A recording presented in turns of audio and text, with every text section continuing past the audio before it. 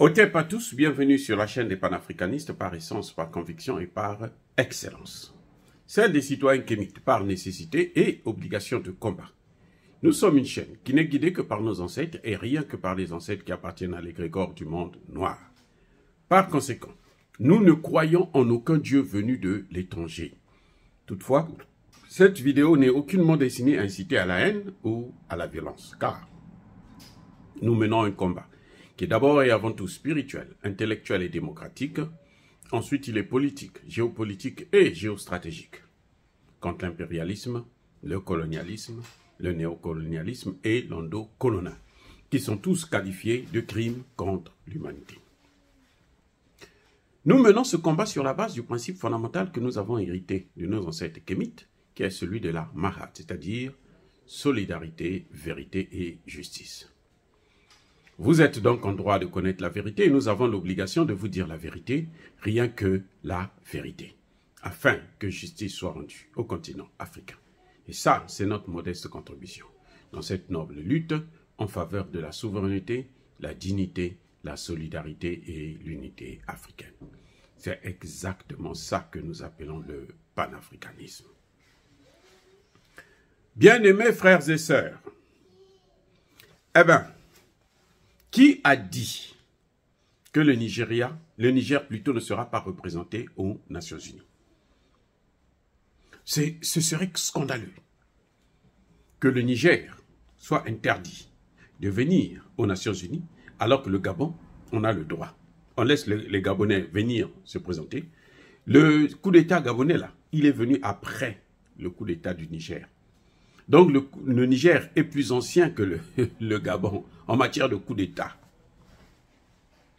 Ça veut dire qu'on ne peut pas, et les Nations Unies n'ont pas le droit du tout d'interdire à un pays de ne pas venir se représenter aux Nations Unies. Ils n'ont pas le droit.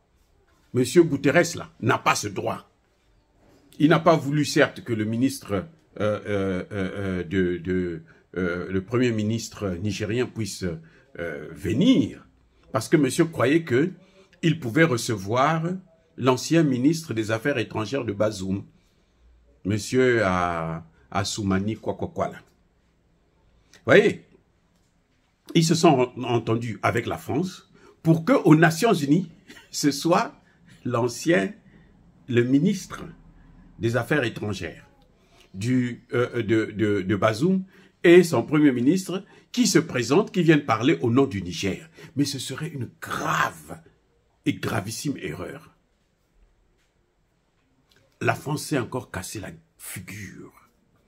Elle a tapé poteau. Elle s'est cognée contre le mur. Voyez Emmanuel Macron comment il est si ridicule.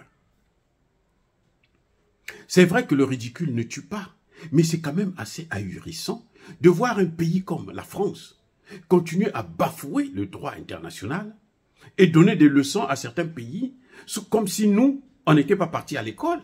On connaît nos droits. On connaît le droit de nos pays. Je vous informe, le ministre des Affaires étrangères du général Tchani est actuellement à New York. Il va participer à l'Assemblée générale de l'Organisation des Nations Unies. La France a perdu la guerre. La France ne peut plus dire que je ne connais pas ce gouvernement, puisque ce gouvernement est reconnu par la communauté internationale. À partir du moment où les Nations Unies demandent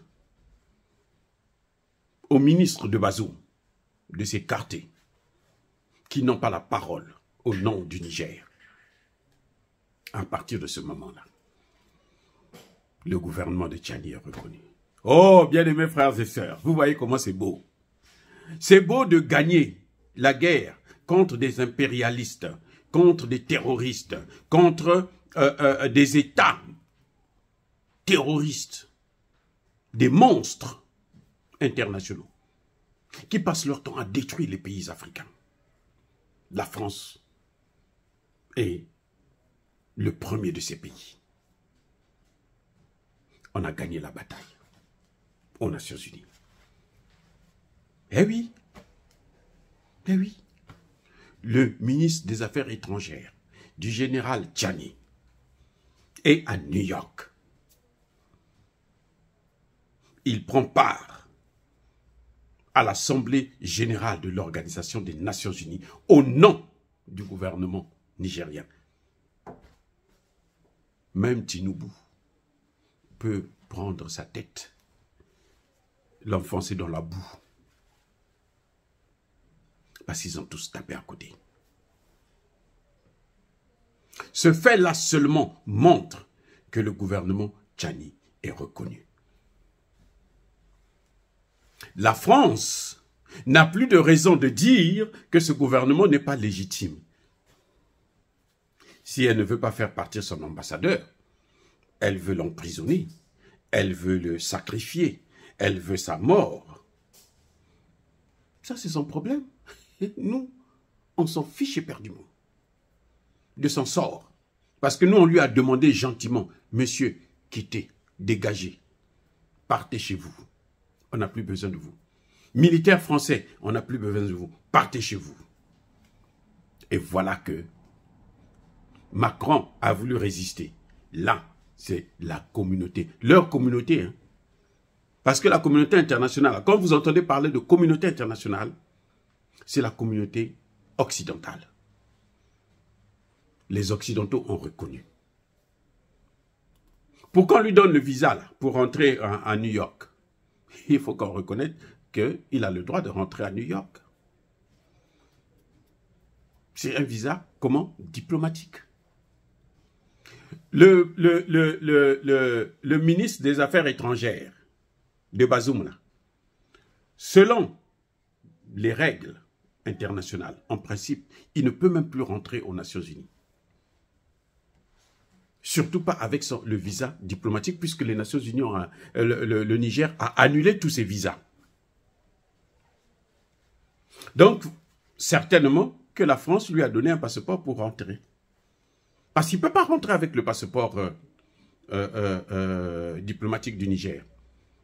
Puisque quand vous arrivez à l'aéroport, là, la France là, ne peut pas venir dire que non, lui là, il va rentrer. Je vous dis comment ça se passe aux États-Unis. Ici aux États-Unis, là, dans ce pays-là, vous n'avez pas le droit. Le président américain ne peut pas contredire l'officier qui est à l'aéroport. Ah, je reprends. L'officier de police qui se trouve à la frontière quand vous rentrez aux États-Unis, cet officier a tous les pouvoirs qui sont même au-dessus de celui de Joe Biden. C'est-à-dire, les passeports qui sont annulés, là, parmi lesquels le passeport de l'ancien ministre des Affaires étrangères du Niger, s'il arrive à New York avec ce passeport, on l'arrête, on le met en prison. Donc, il a voyagé avec un autre passeport. Il n'a pas voyagé avec le passeport nigérien. Il a dû voyager avec le passeport français. Ou bien, la France a demandé au Bénin, au Togo, Côte d'Ivoire, Sénégal, de lui offrir un passeport diplomatique. Il ne peut pas, c'est pas possible. Je mets ma main au feu à couper. C'est pas possible qu'il voyage avec le passeport du Niger, un passeport diplomatique du Niger, et rentre à New York. C'est pas possible. Parce que quand on va scanner son passeport, tout de suite, ça va montrer que ce passeport est annulé. S'il est chanceux, on le refoule. S'il n'est pas chanceux, on le met en prison. Donc, pour qu'il rentre aux États-Unis, il a dû utiliser un autre passeport. Soit un passeport français, soit un passeport de l'Arbin de la France, Côte d'Ivoire, Sénégal et autres. Maintenant, il y a une chose qu'il faut savoir. C'est que quand l'officier qui est là, à l'aéroport, là, vous dit que vous ne rentrez pas, même Dieu ne peut pas venir vous sortir de là. Vous demandez à cet officier, laissez-le rentrer. Si Joe Biden ose commettre une telle erreur, il est destitué. Voilà comment ça fonctionne aux États-Unis. Et ça ne pardonne pas. Maintenant, regardez une autre chose.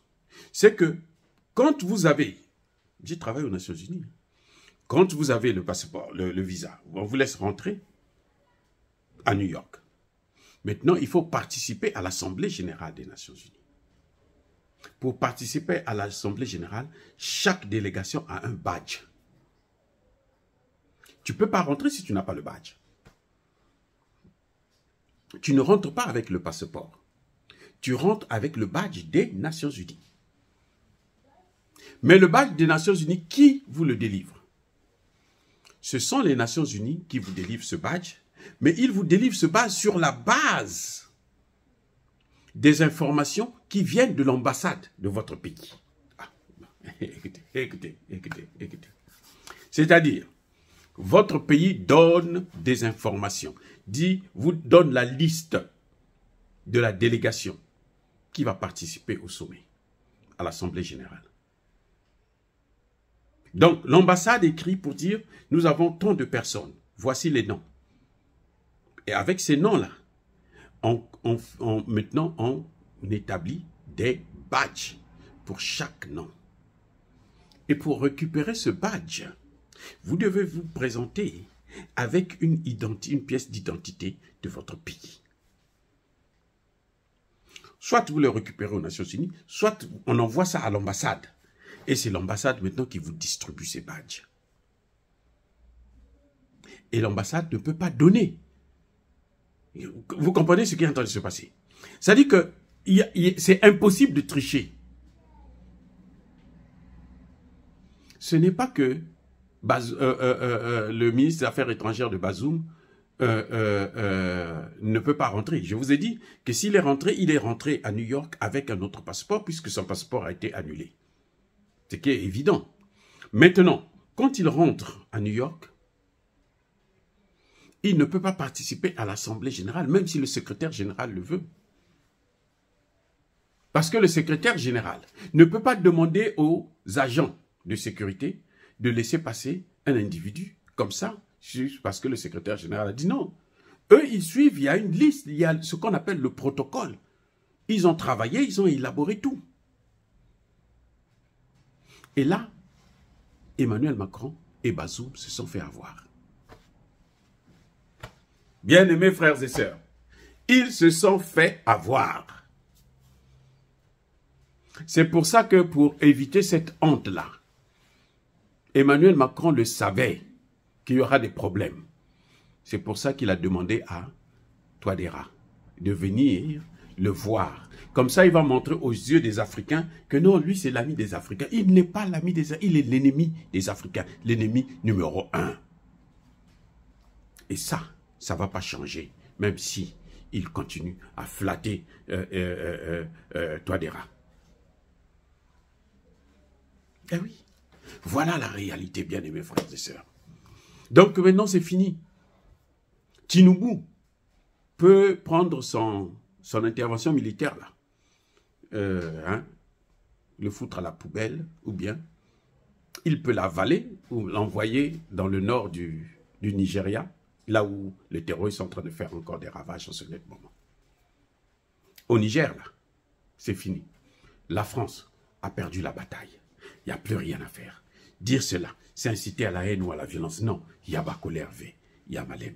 Encore une fois de plus, bien-aimés frères et sœurs, soyez bénis, abondamment bénis. Je persiste et je signe, par le Dieu des Kémites et par nos ancêtres angélisés, mais que tous ceux qui persécutent le continent africain, le pillent et le déstabilisent, qu'ils soient noirs, blancs, chinois, arabes, indiens, qui qu'ils soient punis, maudits, foudroyés, neutralisés, écrasés, effacés par ce Dieu des Kémites et par nos ancêtres angélisés.